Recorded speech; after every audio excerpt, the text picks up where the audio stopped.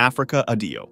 Africa Addio, known in the US as Africa Blood and Guts, is one of the most controversial documentaries ever made. Directed by Italian filmmakers Gualtiero Jacopetti and Franco Prosperi, the film shows the violent period after European countries ended their colonial rule in Africa. Over 3 years, the directors filmed scenes of revolutions, civil wars, animal poaching, and massacres, some of which remain the only known footage of those events, such as the killings during the Zanzibar Revolution and fighting in the Congo. It includes extremely graphic scenes: Arab civilians being executed en masse, bodies left floating in rivers, baby elephants killed with grenades by poachers, and prisoners being shot on camera. In Rwanda, the film reports that 18,000 Watusi were killed in just 2 months. In the Congo, rebels murdered, burned, and even ate their victims. The filmmakers often filmed these moments from helicopters or up close, with a narrator describing events in a cold, emotionless tone. While the film was praised for its rare and powerful footage, it has been heavily criticized for being racist and exploitative.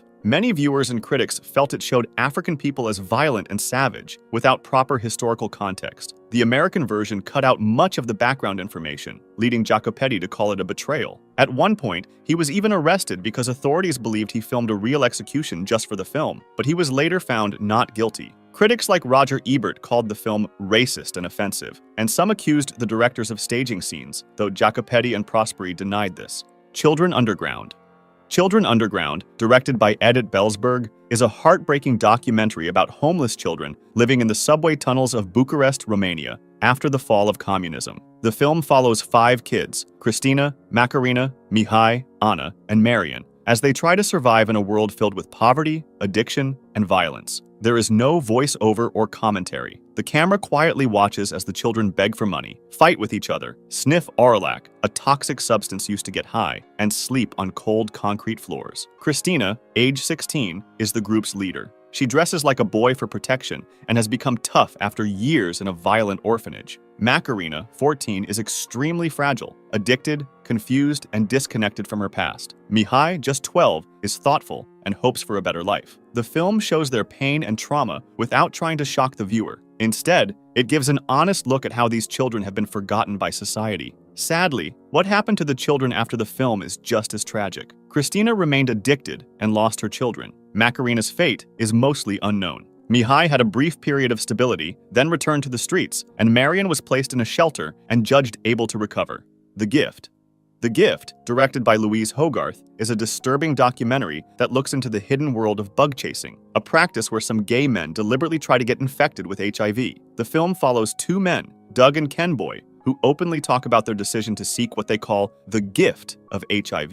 Doug speaks emotionally about feeling unwanted in the gay community. He says he had unprotected sex just to feel accepted and loved. Ken Boy, in contrast, describes his experiences calmly, saying he felt free after getting HIV because he no longer had to worry about catching it. He talks about living in an LA sex house where large group sex parties were held and condoms were discouraged. He even says that the danger made it more exciting. The film also interviews older men who became HIV positive during the early AIDS crisis. They never had a choice, and many lost friends and partners to the disease. They talk about the lifelong health problems they got, and many say they are shocked and heartbroken that some young men now seem to glamorize HIV. The Gift also criticizes how public health campaigns have changed. Instead of showing the serious risks, some ads focus on healthy-looking, happy people, making HIV seem less dangerous than it really is. Sound of Torture.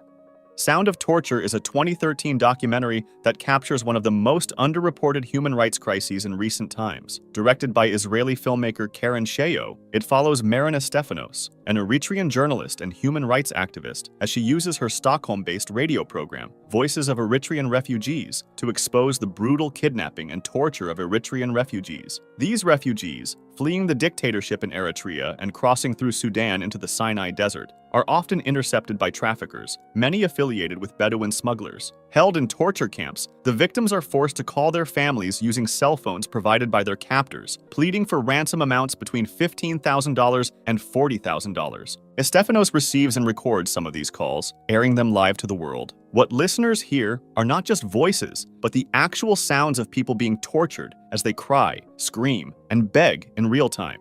3 Identical Strangers. 3 Identical Strangers is a documentary about 3 men, Edward Galland, David Kellman, and Robert Shafran, who who were separated at birth and adopted by different families without ever knowing they had brothers. Directed by Tim Wardle, the story begins in 1980 when Robert starts college and is greeted by students who call him Eddie. Within hours, he learns he has an identical twin. When the story reaches the news, a third man, David, comes forward, and the twins discover they are actually triplets. At first, their reunion is joyful. The three men are shocked by how much they have in common: the same favorite foods, habits, and even childhood struggles. They become close, move in together, appear on talk shows, and even open a restaurant called Triplets. But as the film goes deeper, it reveals a disturbing truth. The triplets were part of a secret psychological experiment led by Dr. Peter Neubauer. Each baby was placed in a family from a different social class, one poor, one middle class, and one wealthy, as part of a study on nature versus nurture. The adoptive parents were never told the real reason for the regular check-ins and tests. The results of the study were never published, and the records are sealed until 2065. The documentary uses real footage, interviews, and dramatic reenactments to uncover this dark chapter in science. The film also touches on mental health. All three brothers faced emotional struggles, and Eddie tragically died by suicide in 1995. Our Father. Directed by Lucy Jordan, it's a shocking true crime documentary that tells the disturbing real story of Dr. Donald Klein, a fertility doctor from Indiana. For years, Klein secretly used his own sperm to inseminate female patients without their knowledge or consent. His actions only came to light when people began using at-home DNA tests and discovered they were part of a growing group of half-siblings. One of them, Jacoba Ballard, became the lead voice in the documentary, helping uncover the truth. So far, at least 94 children have been confirmed as fathered by Klein. The Soviet Story. The Soviet Story is a controversial documentary by Latvian filmmaker Edvin Snor. It argues that the Soviet Union and Nazi Germany were not just similar in their brutality, but also worked together before 1941. The film claims both regimes committed similar crimes, such as mass killings, forced deportations, and political purges, and even helped each other carry them out. It was supported by the Union for Europe of the Nations in the European Parliament. The documentary features interviews with historians, former Soviet dissidents, survivors, and members of the European Parliament. It combines these with rare footage and documents to show the scale of Soviet crimes. Topics include the Holodomor famine in Ukraine, mass executions under Lenin and Stalin, the Gulag labor camps, and the secret police cooperation between the Gestapo in Nazi Germany and the NKVD in the Soviet Union during the Molotov-Ribbentrop Pact. A key message of the film is that while Germany has faced its Nazi past, modern Russia continues to celebrate its Soviet legacy. The film points to rising nationalism and quotes President Vladimir Putin, calling the fall of the Soviet Union the greatest geopolitical catastrophe of the 20th century. It ends with a dedication to the over 20 million victims of Soviet terror. Reactions to the film were divided. Supporters praised it for exposing Stalinist crimes. Critics, however, said the film was politically biased, overly dramatic, and simplified history. Some historians featured in the film, such as Boris Sokolov, later said they disagreed with how their words were used. Others criticized the film for blaming Marx for modern genocide. The reaction in Russia was extreme. Pro-government groups condemned the film, burned effigies of the director, and even made threats against him. Despite this, the Soviet story reached many viewers across Europe. Mondo Cane.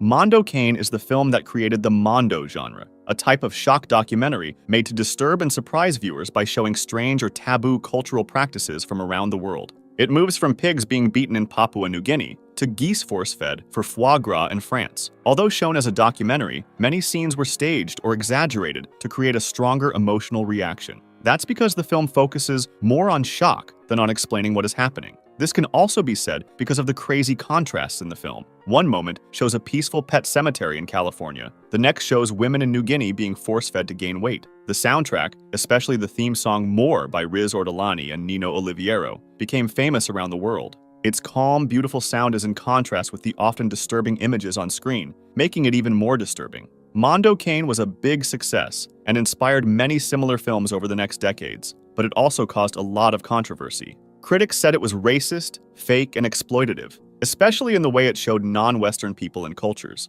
If you liked this video, subscribe for similar ones or join my Discord to suggest another.